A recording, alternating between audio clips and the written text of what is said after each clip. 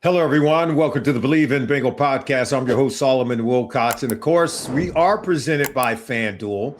And we're joined by one of my favorites. He does a wonderful job covering the Cincinnati Bengals for The Athletic, Paul Dehner Jr. Welcome to the show. How you doing, my friend? Doing great. Thanks for having me, Solly. Hey, look, you wrote this article, and people can go to theathletic.com to find this article. You kind of really describe the anatomy of a blockbuster trade, something the Cincinnati Bengals probably have never done. And that is to trade a top 10 pick in the draft for a known talent, that is Dexter Lawrence. And you chronicle all the people who kind of weighed in on this very important decision to try to find the one missing piece to begin rebuilding the Cincinnati Bengals defense. So first of all, how did it all come to be? How did the Cincinnati Bengals do something they really have never done before? Well, I mean, it kind of ended up in a very simple place. It ended up on the desk of ownership. You know, I mean, we can talk about all of the ins and outs of the beginning and trying to get Dexter Lawrence and the initially being rebuffed by the Giants way back in the beginning of the offseason when they realized maybe number 10 could be something that they could weaponize and use as an asset to get a real player, being involved in Max Crosby. And then all of a sudden Dexter Lawrence publicly puts his trade request out there. All of a sudden they check back in and there's a possibility. There's conversations happening between, the Giants and the Bengals about compensation, what that would look like. But inevitably with all of that happened back and forth, and there's a ton of pieces there. Yeah. It came down to one very simple thing. They put it on the desk of Katie Blackburn and Troy Blackburn and the Bengals ownership and said, here it is. Are you willing to do something that you've never really done before? And that is, look, putting some finances out into future years, having to put themselves in an uncomfortable situation with the salary cap that they haven't. And the answer ended up being yes. And I think that's where some of the surprise and the stunned nature was, but I think it was also a statement of where they feel like they're at organizationally and the fact that they were able to make the money fit. And they found a way to do that, and that was the difference. Yeah, it was about making the pick work. You and I both know they could have been asked to give up more than the 10th overall pick in the draft, maybe throw in another pick in future years. But no, they were able to get him for the 10th overall pick. And I would argue that you could not have selected a player with the 10th overall pick that could impact this team maybe greater than what Dexter Lawrence is capable of doing. He's a proven player. He's not an unproven rookie. He comes in with pelts on the wall, already having had all pro seasons. I remember 2 years ago when the Bengals went to New York to play the Giants. Dexter Lawrence and that defense was pretty incredible that night. And I think the Bengals got a sense of maybe what they were getting ready to purchase with that 10th overall pick. So just kind of talk to me about that, the fact that this team, they grew. The organization, the front office showed signs of growth in ways, again, that we had never seen before. They made the pick work and they made the money work.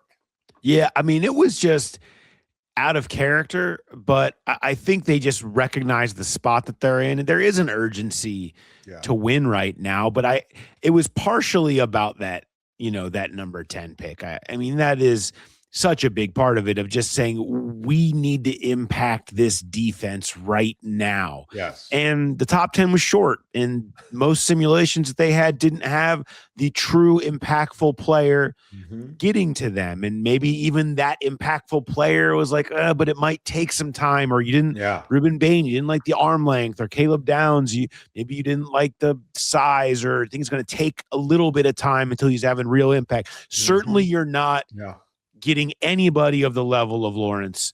And that's what they saw here. They saw the ability to do that, to make that happen right now. And so they figured out a way to make it work. It does involve them having to reevaluate a bunch of their finances. I talked to assistant general manager Steven Radicevic for this, and he said, we've never with the salary cap been in this situation since I've been here. He's been here a decade and a half, Solly. Like this is not something that is right. A new guy on the block. I mean, they are just more up against it in terms of right now and having to figure things out.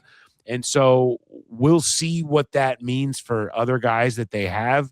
But I think it shows that they're just kind of more willing to go for it and be all in right now than we've ever really seen in their recent history. Paul, I don't want to get too far in the weeds here, but I do think this part is worth adding to this story. And that is the Cincinnati Bengals, the way that they structure these contracts. That's the reason why they're up against the cap. That if they would spread the guaranteed money out maybe into the second year on the Boye Mafe deal, on the Brian Cook deal, and some of the other players that they signed this offseason, that they would have more cap space to even continue to add even more players. So really their structure is rather rigid. Other teams are really to spread guaranteed money over multiple years. They seem to have written these contracts where the guaranteed money is all in that 1 year, in the first year. So that means they have less cap space to add more players. So we're saying they spent right up to the cap, but had they just structured it differently, there would still be even more wiggle room to make this team even better. That's absolutely correct. They have always preferred to have flexibility on the back end rather than worry about, getting more right now, right? They want to be able to get out of it. They don't want to feel like they have to be stuck in anything in the future if things change, as they often do in the NFL. And that's been a part of the debate about the way that they have chosen to go about structuring contracts for a long time. In the same way, we'll talk about Burrow restructure potentially happening as a part of this as well. Like if they want to do more, could they do that? Right. That's been something up all year, because that's what almost every other team with a major franchise quarterback does. They all have. Lamar Jackson, Josh Allen, Patrick Mahomes, these are yearly diving back in and whether getting whatever they need out of that contract. That's where the big one is. You could have the same type of conversation about Jamar's deal if you wanted to. They have the ability to do that, something they have not done if they feel like they want to do more or feel like they need more space or whatever that would be. So this could enter that as another thing that they've never done before if they do end up going that direction. That to me would be the ultimate sign of growth and creativity as a front office who truly is chasing a Super Bowl championship. If you're going to say to Bengals fans and to many of us who desperately want to see this team win a championship, that we're doing everything we can to win a championship, this is the Mendoza line. This is the line that, to convince me at least, you have to cross that line, because I saw the Rams do that. I saw the teams who are winning championships. I saw the Eagles do that. I saw Seattle do that. These teams that are chasing championships, when you have that quarterback in that window has a finite period of time, you have to be willing to do that. And I think that those moves on the chessboard are the ultimate moves that you're ultimately going to have to make if you're going to convince maybe even Joe Burrow that you're doing everything that you can. I want to go back to the Dexter Lawrence deal a little bit here, because I think the Bengals are playing with something that most teams were not in terms of landing this kind of player. Talk to me about what it means to have a Joe Burrow on your team, to have a player in Dexter Lawrence who have relationships with a B.J. Hill and a T. Higgins, that really had to play a significant role for the Bengals to be able to get this deal done and to get this kind of missing piece, this player on this defense. Yeah, I mean, B.J. Hill was kind of the secret agent in this. Yeah. I mean, it was the day before Dexter Lawrence kind of saw the reality of the Bengals being in place. He's hanging out with B.J. Hill at their birthday party. Like, this is what one of his best friends, they played together in New York before the Bengals traded for B.J. Hill in 2021 and has stayed really good friends for a long time. And so when you need somebody on the inside to be like, look, you'll love it here, we can win here, let's do it. And then you have Dexter Lawrence, and it comes to his table like, look, the agent says it's all in place. You just have to okay it. Are you good with this? And you have those people that you feel comfortable with and that assure you that this could be a good change of scenery for you, you're much more willing to do it. And I think that was it. I mean, the money ended up being good here. This deal got done because Dexter Lawrence clearly wanted out of New York and wanted to change the scenery. That's right. There's no way the money looks like it did. I mean, the Bengals get a great deal here when you consider what they're getting. I mean, 3 years at $70 million, you basically keep the first 2 years of his previous contract. When you consider what that value really is, if you're getting what you think you're getting from Dexter Lawrence, it's a bargain that you take any time, and that's because of the change of scenery nature. And now, if that's something he felt like he needed, that's something that New York just didn't feel like his place anymore. That's right. If you're getting a rejuvenated Dexter Lawrence, then look out to prove something, even if it's for 1 year and then maybe it's who knows. Like if you're getting me 1 year of the game-wrecking Dexter Lawrence that we have seen in his prime, that's right. That is worth everything. It's worth 3 years, 70, even if the next two aren't as great, because that is enough to win you a Super Bowl with everything else. He's the missing piece, I think, over the last 2 years since the departure of one DJ Reader. And it's ironic that the Giants just this week have signed DJ Reader to replace Dexter Lawrence. Dexter Lawrence comes to the Bengals to replace the missing piece from this defense that was BJ Hill. He had leadership in the locker room, as you well know, and he was a space eater, covering up for those linebackers at the second level, keeping them clean so they can run, hit, and tackle and get people on the ground. And since his departure, we have not had that presence in the middle. Oh, by the way, I want to give an indirect shout out to our guy, Lou Anaromo, who really did deserve a lot of credit for BJ Hill becoming a Cincinnati Bengal in the first place, because he had coached him with the Giants. He knew what BJ would bring to this team prior to the 2021 season. And boy, was that a huge find. And as it turns out, it's the gift that keeps on giving, because BJ Hill and his relationship with Dexter Lawrence is now continuing to pay off. I want to talk to you now and transition to what this defensive line looks like, what the defensive line room looks like. It's been transformed, particularly with that second round pick of Cashius Howell coming over, right, from Texas A&M. We now are looking at, and this is not a stretch, a 10-man rotation in the defensive line room in a 17-game regular season schedule. I don't know that it gets any deeper than that. You could hope to have an 8-man rotation. And all the teams that are winning championships, this has been the key component. It was that way in 2024 with the Eagles. It was that way last year with the Seattle Seahawks defense. Boye Mafe was part of that rotation. Cincinnati Bengals defensive line room looks like it's going to give them a chance to make a pretty good run here. I think when they plotted out, like, how do we fix this defense way back in the beginning of the offseason, it started with, let's just throw everything we can at the defensive line. And in so many ways that fixes everything else. Yes. You can't actually fix every hole. Yeah, like there's too many players and weak spots, but nothing fixes everything more than just having a defensive line that wrecks shop. It helps the corners, it helps the linebackers, helps the safeties, helps everybody. And that's what they did. That's where they threw almost every single major investment. I mean, from free agency, their top spends were on the defensive line. Their top draft pick, their top asset to trade for was all ended up in the same place. And then Brian Cook is the only other player who they add to their safety room to replace Geno Stone. And when you do that, like, that was the plan from the very beginning. And then hope that helps all the younger players around them play better and feel more supported.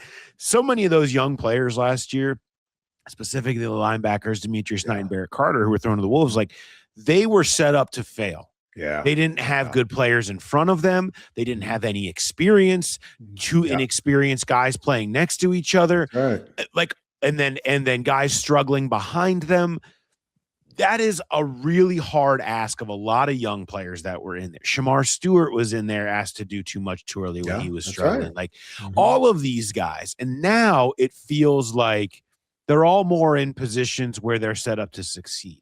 Yes. That includes the younger players that are now going to be in rotations on that defensive line. Look, Chris Jenkins is going to have to fight for his career here. That's right.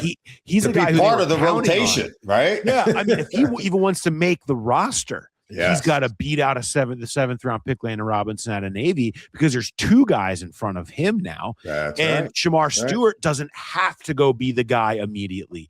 He can keep developing and working in as he's ready to be something. Like, they have enough pieces there in front that everybody else makes a little bit more sense around them. And I think that's the biggest thing that they were going for with this. They are phenomenal. I mean, it's Myles Murphy on the outside, Dexter Lawrence, Jonathan Allen, Boye Mafe. That's your first line in terms of the first rotation. Then Cashius Howell, BJ Hill, TJ Slaton, Shamar Stewart. That's as good as any some starting lines there. And then McKinley Jackson, Chris Jenkins, two young guys with a lot of promise that now, as you mentioned, have to fight for a roster spot. But that's 10 names I just gave you. And we haven't even talked about Landon Robinson, who I'm going to talk to you about just a little bit later, because I think he has tremendous promise with this group. But right now, I want to talk to you about TJ Slaton. They can save $6 million if they, say, moved on from him, say if they traded him, some team. Because when you're this deep, you can maybe trade a player and still add Robinson to the mix and save yourself some cap money. But that's where we're at, really? I'm about giving me the best 8 to 10 guys, and because you got to be able to buffer yourself from an injury or two somewhere along the way, right? If you get nicked up, if you start to lose a guy or two. If I'm chasing a Lombardi trophy, I'm not trying to shave $6 million off my cap. I'll restructure some deals to get cap space. I don't know that I want to sacrifice TJ Slaton if he's my backup behind Dexter Lawrence, because I know I'm going to be playing at a very high level with that kind of depth. Yeah, and I don't disagree with you there. I think that the name that's a part of this equation is McKinley Jackson, who's in his third year, a third-round pick, who's been up and down. If you feel like you can get the jump from McKinley and suddenly you feel confident in him as a backup, like, man, he's really coming into his own. He's figuring it out. Hungry. Yeah. Suddenly now Slaton becomes somebody who you could move on from, and that money could be reallocated to acquiring somebody else, whether it be as clearing space for a linebacker or a nickel corner or somebody that suddenly becomes available in whether it would be at the end of August or whatever. We were talking about the BJ Hill trade in 2021 earlier. Yeah. It's a similar type of thing that I think that they have the ability to do this year that could help supplement an area that feels thin today. Is okay, you've got an overage. Perhaps that could be used to acquire somebody who another team has an overage at linebacker or whatever. And maybe that requires some money to be available on your side to make that happen. Like, that could be a part of that. There's a bunch of different ways that could look. But I think, that competition, will McKinley push TJ Slaton, or does that just need to stay the way that it is something that'll probably play out over the course of camp. Where is he at right now? I'm talking McKinley Jackson, who literally asked to be traded. Yeah. As you well know, you rather have volunteers, not hostages. And, does he want to be here? What's the mindset there? I think that was something that I think he was just out of frustration during the course of last year. I think he wants to be here. I think he played better when he came back towards the tail end of last year. Yeah. I just think it's a guy that there's been flashes, but it's just the consistency and that desire hasn't felt like it's been there the whole time. But I think it's something where if you feel like he does put it together, he could be a viable, solid backup level player. Yeah. But, that's a hope bet. We don't, you've now had 2 years to do that and it hasn't shown itself. So it would have to show itself now, or else it'll probably be a matter of him maybe not even being on this roster at all. Paul, I gave you 10 players as the depth on this defensive line. It's a crowded room with a lot of talented players that are going to give us the ability to be really good on defense, right? But I want to talk about this 11th guy, because to me, he's out there lurking. And now, obviously, he has to have a really good camp. When you're a 7th-round pick, there are no guarantees at all. But Landon Robinson, this guy is, from Navy, right? Played at Annapolis, Maryland. You know the story. Some of the things about him are legendary. The way that he hustles, the way that he plays, the way that he practices. This guy is so hungry and so much in love with the game. Unlike most seniors who said, no, I'm not going to play in the bowl game because I want to wait for the draft. I'm going to go work out. He said, no, I'm playing. I'm playing in the bowl game. This is my very last game, playing with my teammates at Annapolis, Maryland. And this guy started and played the entire game, even though he was getting ready for the draft, something that's uncommon in today's game. It says a lot about him. He's a kid from Ohio, but you and I both know, I mean, last time we've seen a lot of great players come out of the Naval Academy. Apparently, he's one in a long list of them.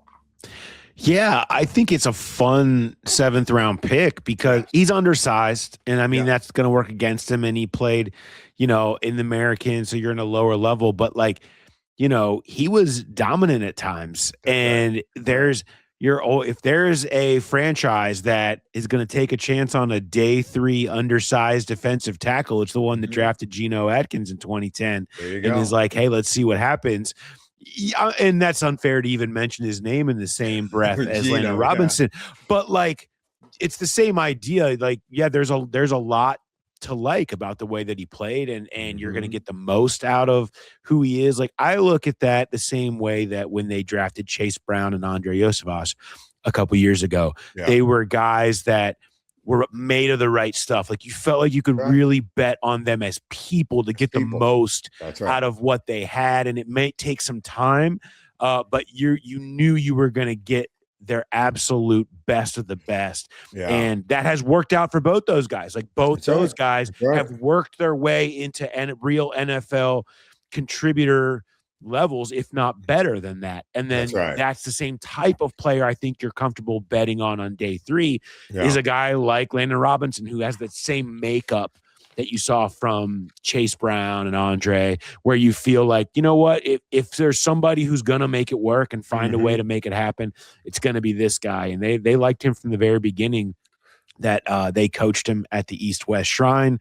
They went to his pro day. They brought him in for a 30. They didn't hide the fact that they loved this guy from the beginning and ended up drafting him in round 7. I have it on good authority. There are other NFL teams who was waiting for the draft to conclude. Yeah. And they were going to be banging down the door of Landon Robinson. They wanted to sign him as an undrafted guy. But everyone, I mean, there are so many NFL teams. This guy was top of mind for a lot of teams, including the Baltimore Ravens. How about that? So the Bengals getting him in the 7th maybe kept him from going to Baltimore. He's not one of these guys that you're going to try to slip on the practice squad, because I can tell you right now, he wouldn't survive the final cut. That's how much he made a name for himself. But you're right. The height, weight, size quotient allows him to go in the 7th round. But a lot of people love what he brings to the table as a player. Look, I want to ask you about the position of the off-ball linebacker position. We didn't draft one. We could have taken – you and I were really high on Jacob Rodriguez from Texas Tech. We could have got him in the 2nd round. We did not. Cashius Howell, no one's going to argue against that selection. I like the selection. But I want to read you some of the research that we have about the off-ball linebacker position and how it's changed and why it's not valued in the way that it was during the days of Mike Singletary and Ray Lewis and some of the great Mike linebackers that we saw. He said in this research, it says the pass-heavy NFL, the off-ball linebacker position has evolved from a run-stopping, thumping role into a hybrid position requiring elite coverage skill, speed, and positional versatility. The modern linebackers are now often judged by their ability to cover tight ends and running backs, with many defenses shifting towards a versatile linebacker type who can rush the passer, play in space, and camouflage assignment by disguising their alignment. That's what the Bengals are hoping to get from Demetrius Knight and Barrett Carter. That's why they're waiting. Every team does this now, right? the off-ball linebacker position is not valued in a way that it once was. And everyone wants a 3-down linebacker, not just a run stopper, but a pass cover guy too. To your thoughts about what I just read to you? Well, I think there's a couple of things here is that it just teams that specifically do what the Bengals did and some teams that you mentioned earlier that the league is trying to emulate. Everybody is the Eagles, the Seahawks, the Rams, teams that have gotten after the defensive line position and created these just like havoc creating fronts have not all invested in the linebacker position. They typically put players whose background looks a lot like Barrett, Carter, and Demetrius Knight into those starting linebacker roles and have found them to play pretty well. Like, Drake Thomas started 17 games for the Seahawks last year. He was an undrafted free agent with like 42 defensive snaps to his name before last year. Yeah. And that's the Seahawks defense that everybody wants to be. Played fairly well behind that front, right? That's guys like Nate Landman, who was, another guy who's nobody really heard of, was sort of let go, signed to a vet minimum deal. Yep. He ends up being the starter for the Rams behind He's that. A star now. He's a star. Yeah, and you see guys in Houston that, were kicked around the league, but they put them behind that front, and now they're in the Pro Bowl, and they're getting extensions. And that's right. It's like these are the profiles of players that teams with great defenses that everybody in the league wants to have. Yep. This is what it looks like. You put young players who maybe they're a little unproven, but you put them behind great lines, and it tends to go fairly well. Does that mean Barrett Carter's going to play great this year? I don't know. But these are the bets that so many teams make. You don't see a lot of teams that are like linebacker driven, right? And that's not necessarily what it is. Does that mean that you're comfortable with their depth right now? Absolutely not. Would you love to have a veteran in there? Absolutely. Yes. Like there's no reason you can't have both, but this is the makeup and profile that a lot of teams end up utilizing. That's right. Really good stuff. Most teams are playing with a 4-2-5 alignment, 4-down linemen, 2 linebackers, 5 defensive backs, and there's been a greater, what I call a de-emphasis on the off-ball linebacker. However, when it's time to play, you need a guy who can run, hit, and tackle. We need somebody who can get people on the ground. With this new defensive line front, hopefully it will help Demetrius Knight, Barrett Carter take their game to the next level. That's going to do it for now. Paul, you're the best, my friend. Keep up all the great work. I love reading your work every day on The Athletic. You do such a great job of covering our Cincinnati Bengals. Keep it up, and we look forward to talking to you again sometime soon, okay? Thanks, Sally. All right, everyone, join us next time right here on the Believe in Bengals presented by FanDuel. We'll see you next time.